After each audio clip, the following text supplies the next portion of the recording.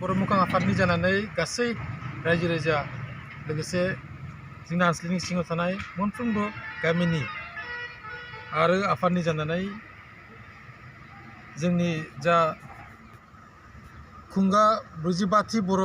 फरायसा आफाद एबसु खुंगा 45थि गुदि बर' थुनलाइ आफाद BSS खुंगा 43थि कसारि समाज खुंगा 36थि दुलाराय बर' आइजो अनसाय आफाद खुंगा 21थि दुलाराय हारिमु आफाद खुंगा 2थि बर' गामबुरा आफादखौ लानानै दिनै हाब्रुगा तिनालि आनसलिक बर' मोखां आफादा सानसेनि हाबाफारि लानानै गाजा गोमजायै फालिदों।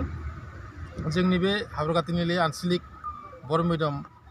हाई स्कुलनि गेलेग्रा फोथाराव जायखिजाया जोंहा फुंनिफ्राय जोङो हाब्रुगा तिनालि गासै दखरा मोखां आफादफोरनि फैफ्लाय बिरहोनाय हाबाफारिखौ जोङो बिरहोबाय लोगोसे जोङो बिदिनो बायदि बायदि बिथिङाव जोङो आनसलिकनि सायाव जा सावरायनांगौ गोनां दं बेखौ सावरायबाय जों डेलिगेटनि सेसननि गेजेरजों लोगोसेनो दा मोनाबिलि समाव जोंहा आलाइट इलुमिनेशन दङ बेनिफ्राय जोबथारनायाव जोंहा फ्लेग बोख्लायनाय हाबाफारि दङ बेनो जोंनि सानसेनि गासै हाब्रुगा तिनालि आनसलिक बर' मोखां आफादफोरनि सानसेनि हाबाफारि जा लादों बे लानानै गेजेरजों लोगोसे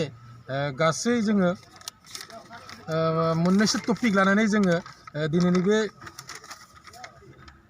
कनफारेन्स बा सेसनखौ जोङो सावरायनाय मेलनि गेजेरजों जोङो गासै जोंनि ओनसोलनि रायजोखौ जोङो मोनसे मेसेज होनो हादों जेरै टपिक्सखौ लादोंमोन जों बर' बिजोंनि सायाव सावरायनाय मोनसे सावरायमेल लादों लोगोसे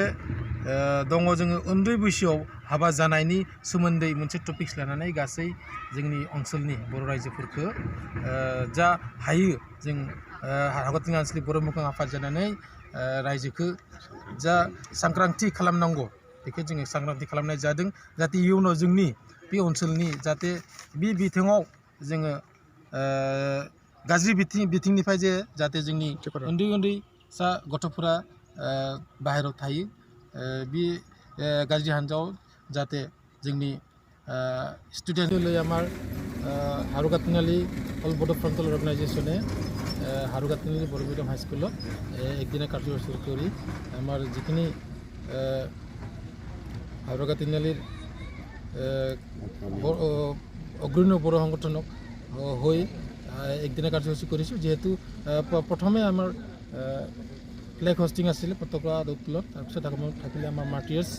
লগতে এনেকৈ আমাৰ ডেলিগেট সেশন থাকিলে ডেলিগেট সেশনত আমি যিখিনি আমাৰ জাতিৰ ইকনমিক্স পলিটিকেলি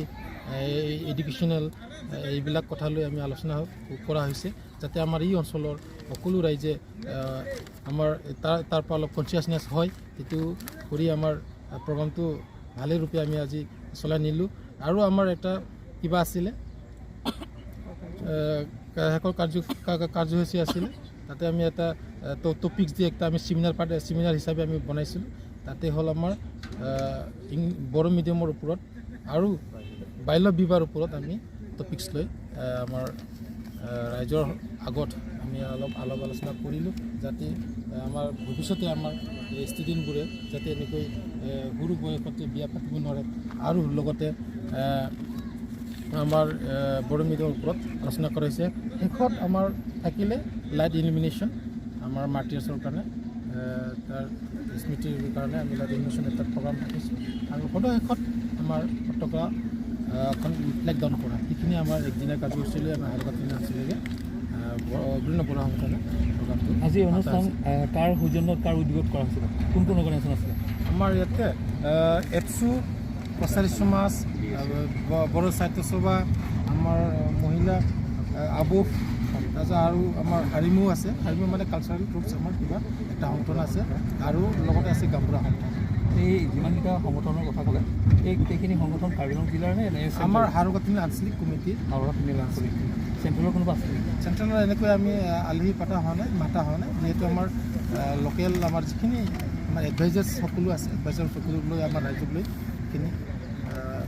প্ৰগ্ৰামখন কৰা হৈছে এই কাৰ্যসূচীটো আপোনালোকে প্ৰতি বছৰে কৰেনে আজিৰ দিনটোত? আজি এনেকৈ দিন বুলি নহয়, আমি প্ৰতি বছৰে কৰোঁ, কিন্তু ডেটটো আমাৰ চেঞ্জ হৈ থাকে। কিন্তু ইয়াৰলি আমি কৰোঁ, কনফাৰেঞ্চ হয়, ছেশ্যন হয়।